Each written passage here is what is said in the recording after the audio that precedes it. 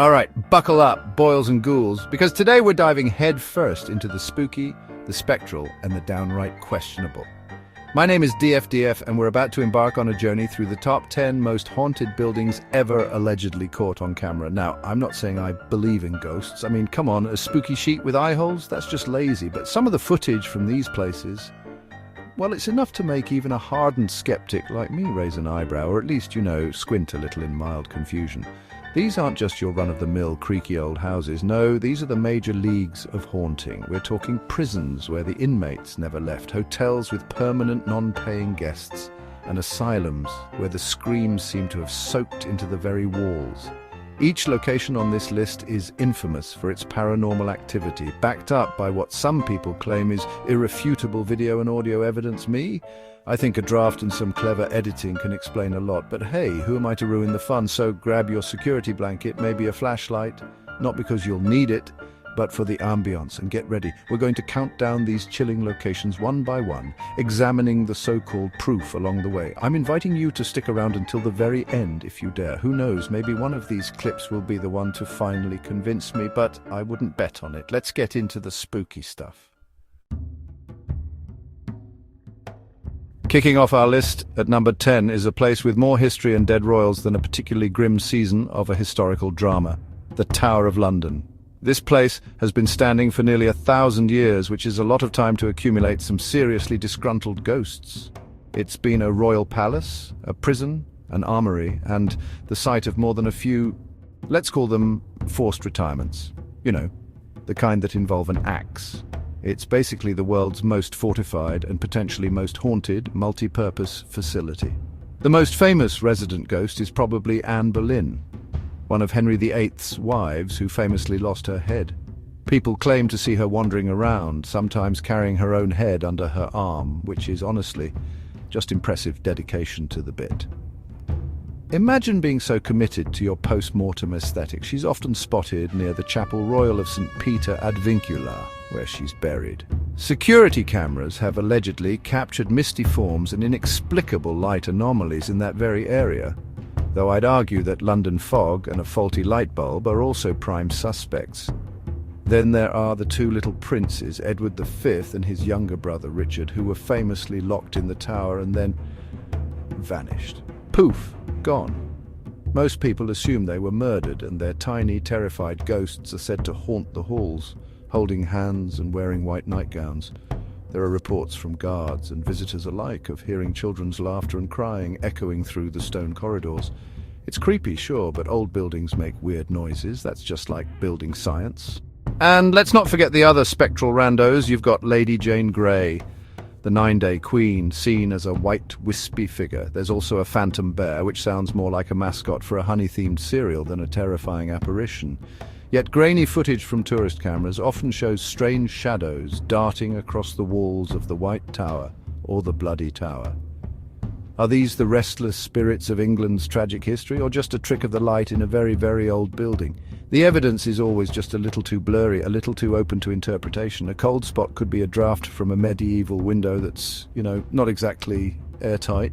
A floating orb is probably just a dust particle having the time of its life. Still, when you're walking through a place where so much suffering occurred, it's easy to let your imagination run wild. And the sheer volume of sightings and weird camera glitches from the Tower of London earns it a solid spot on our countdown. Coming in at number 9 is a place that was designed to be terrifying even when it was full of living people, Eastern State Penitentiary in Philadelphia. This place wasn't just a prison. It was a Gothic nightmare fortress built to inspire penitence through sheer soul-crushing isolation. The whole idea was solitary confinement. Inmates lived alone, ate alone, and even exercised alone in tiny individual yards. The guards wore cloth over their shoes to muffle their footsteps. The goal was complete silence, which, if you ask me, is the perfect breeding ground for going absolutely bonkers. The prison operated for 142 years, and in that time, it saw riots, murder, and madness. When it was finally abandoned in 1971, it was left to rot, creating the perfect decaying set for a horror movie. And surprise, surprise, that's when the ghost stories really took off. Paranormal investigators flock to this place like goths to a hot topic, armed with cameras, EMF meters, and a whole lot of hope. And honestly, the place delivers, or at least it seems to. One of the most famous pieces of evidence is the Shadow Man footage. In one investigation, a camera left in a corridor seems to capture a dark, fleeting figure darting across the hallway. Skeptics say it's a bug, a shadow, a digital artifact. Believers say it's the spirit of an inmate forever pacing his ghostly route. Another hotspot is Cell Block 12, where people report hearing disembodied, cackling laughter. I've cackled in an empty hallway before. It's fun.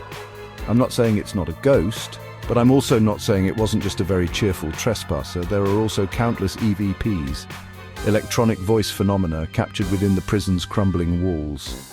Recordings are filled with what sound like whispers, moans, and even direct answers to investigators' questions. Phrases like, "Get out" and "I'm sorry" have supposedly been recorded. Of course, these are often faint and staticky, and our brains are wired to find patterns in noise. Is it a ghost telling you to leave, or is it just the sound of the wind whistling through a broken window while a car drives by outside? The jury's still out. Still, the sheer volume of activity, both reported and captured, is staggering. You have the shadowy figures in the guard tower, the ghostly faces allegedly appearing in windows, and the constant feeling of being watched. Whether it's the weight of history pressing down on you or actual spirits of tormented inmates, Eastern State Penitentiary has earned its reputation. It's a place where the silence is deafening, and every shadow seems to move when you're not looking directly at it. At number 8, we're heading down south to St. Francisville, Louisiana, to a place that looks charming on the outside, but is allegedly rotten with ghosts on the inside, the Myrtles Plantation. This antebellum home is often called one of America's most haunted houses, and it comes with a backstory that's as tangled and murky as the Spanish moss hanging from its oak trees. The legend usually centers on a slave named Chloe, who was reportedly hanged on the property after poisoning a birthday cake. It's a grisly tale, and also one that historians have pretty much debunked, but a lack of historical accuracy has never stopped a good ghost story. The main event at the Myrtles is a large, ornate mirror in the main foyer. Guests and employees claim to have seen figures lurking within the mirror's reflection, as well as ghostly handprints that appear on the glass, even moments after it's been cleaned. The legend says the mirror trapped the spirits of Sarah Woodruff and her children, who were the supposed victims of Chloe's poison. It's a compelling story, but I have to wonder if it's just really old glass with some natural imperfections. Tourists flock here with their cameras, hoping to capture one of the many apparitions said to roam the grounds. There's the Ghost Girl photograph, a famous picture taken by the plantation's owner that appears to show a transparent, human-like figure standing between two buildings. It's been analyzed to death, with experts on both sides arguing whether it's a genuine apparition or a classic case of double exposure, or just a weird shadow. It's one of those, what do you see? Pictures, like a Rorschach test for believers. Beyond the mirror and the photo, the activity is reportedly constant. People hear a ghostly grand piano playing by itself, even though the piano is locked. Footsteps are heard on the stairs when no one is there. A young girl in a white dress is seen floating outside windows, and objects are said to move on their own. One of the most common reports is of being tucked into bed at night by an unseen force, which is less terrifying and more oddly considerate. Thanks, Ghost Nanny. Despite the questionable history behind the main legend, the sheer number of first-hand accounts and strange photographs keeps the Myrtles firmly on the paranormal map.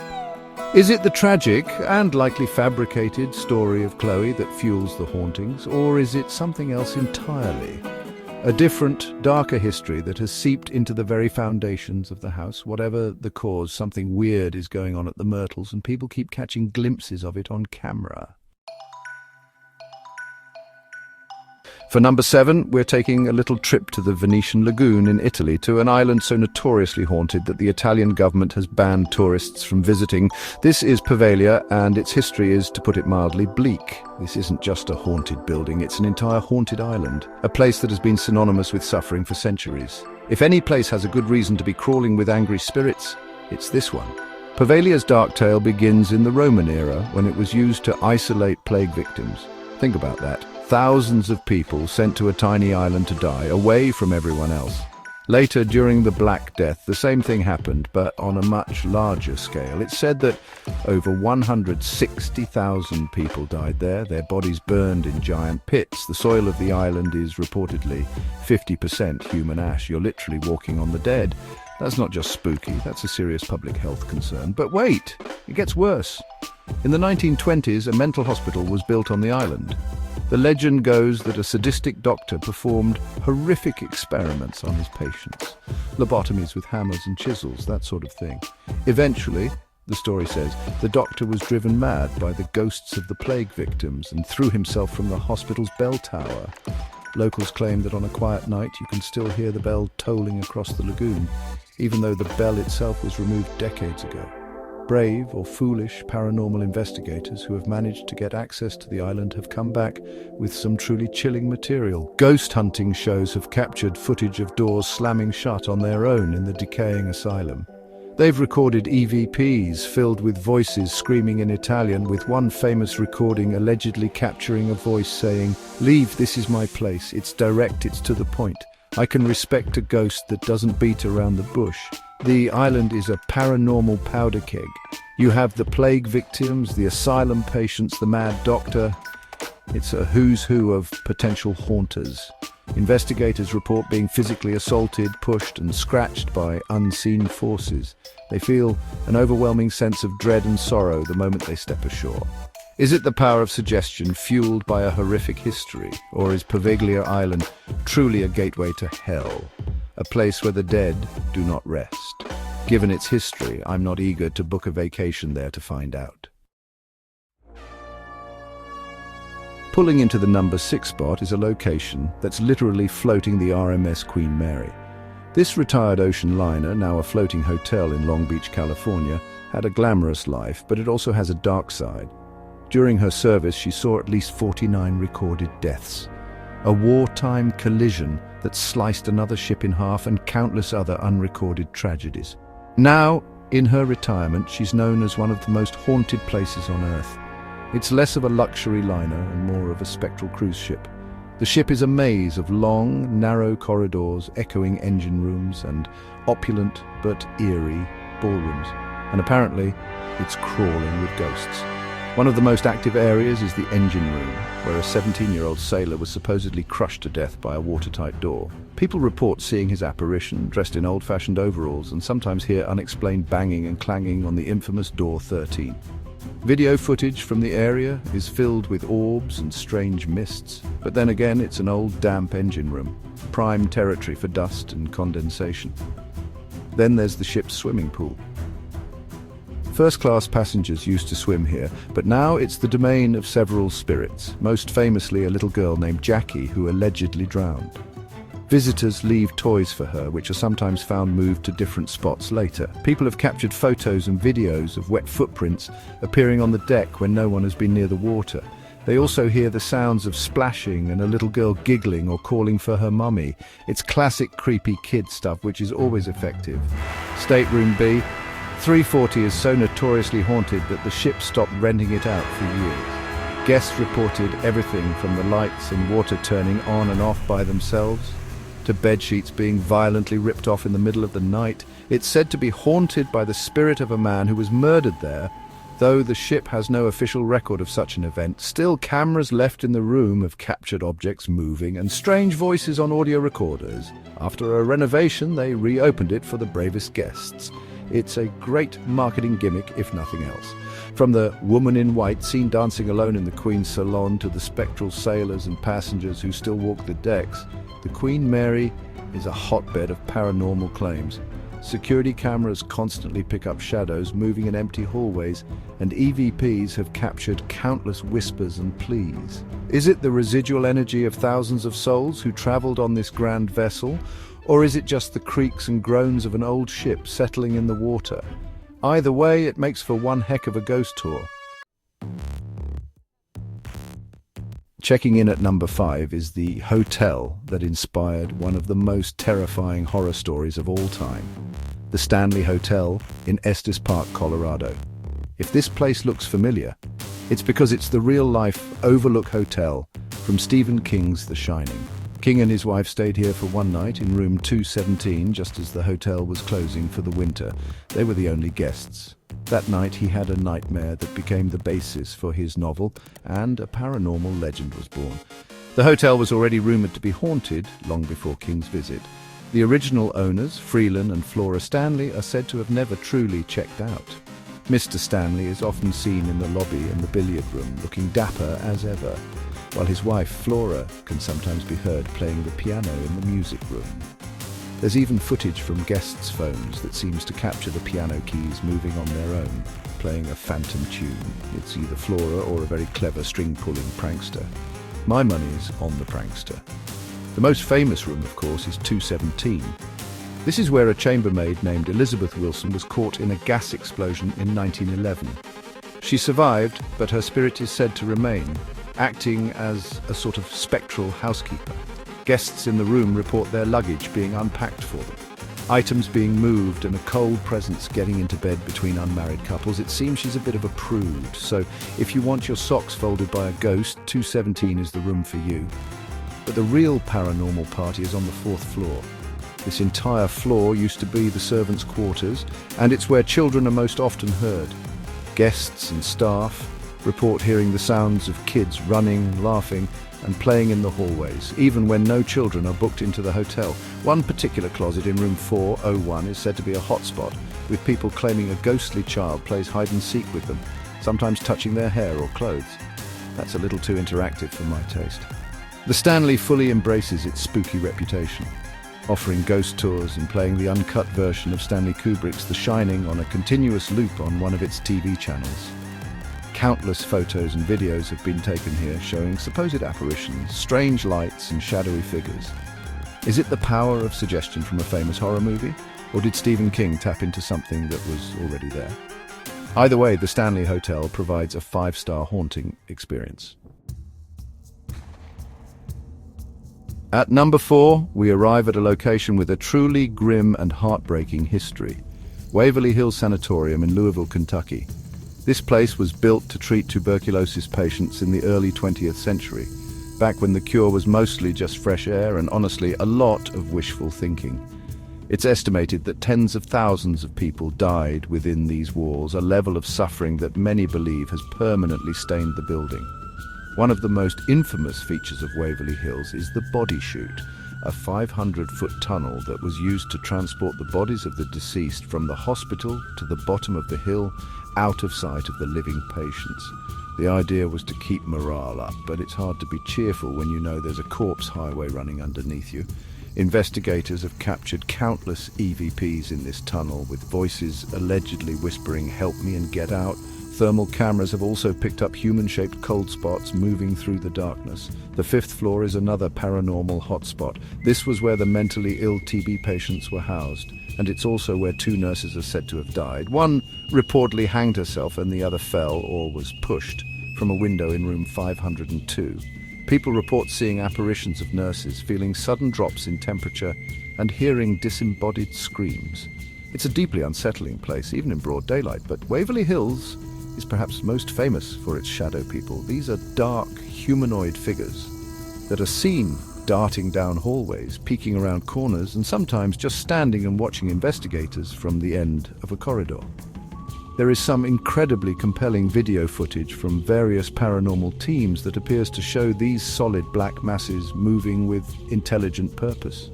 Skeptics argue it's tricks of light and shadow, but the consistency of the sightings is hard to ignore. One of the most enduring legends is that of a little boy named Timmy, who is said to haunt the 3rd floor. He's a playful spirit, and investigators often leave balls for him to play with. There are multiple videos online that appear to show these balls rolling across the floor, seemingly pushed by an unseen force, sometimes in direct response to questions. Is it a child's spirit, forever trapped in the place where he died? Or is it just a very unlevel floor? At Waverly Hills, the evidence keeps piling up, making it one of the most chilling locations on our list. For our number 3 spot, we're stepping outside of a building and into a place that's just as confining and terrifying, Aokigahara Forest in Japan. Also known as the Sea of Trees, or more grimly the Suicide Forest, this dense, dark forest at the base of Mount Fuji has a tragic reputation. For decades, it has been a location where hundreds of people have chosen to end their lives. The atmosphere here is heavy, oppressive, and profoundly sad. The forest itself is naturally eerie. The trees grow so densely that they block out most sunlight and wind, creating an unnatural silence. The volcanic rock soil is rich in magnetic iron, which supposedly interferes with compasses and GPS signals, making it incredibly easy to get lost. It's a place that feels like it wants to swallow you whole. Volunteers and police conduct annual sweeps of the forest to recover bodies, a grim task that underscores the palpable sense of sorrow that permeates the area. Because of its history, Aokigahara is believed to be haunted by the yuri, the restless spirits of those who died there. Visitors who venture off the designated paths report hearing blood-curdling screams, seeing white shadowy figures flitting between the trees, and feeling an intense, inexplicable sadness wash over them. Many have filmed their experiences, and the footage is often unsettling, filled with strange noises and what appear to be fleeting apparitions in the deep woods. The paranormal phenomena recorded here are more subtle but no less creepy. Cameras and other electronic equipment are notorious for malfunctioning or dying completely upon entering the forest. Is it the magnetic soil or something more supernatural at play? Audio recordings are often filled with whispers and moans that weren't heard at the time of recording.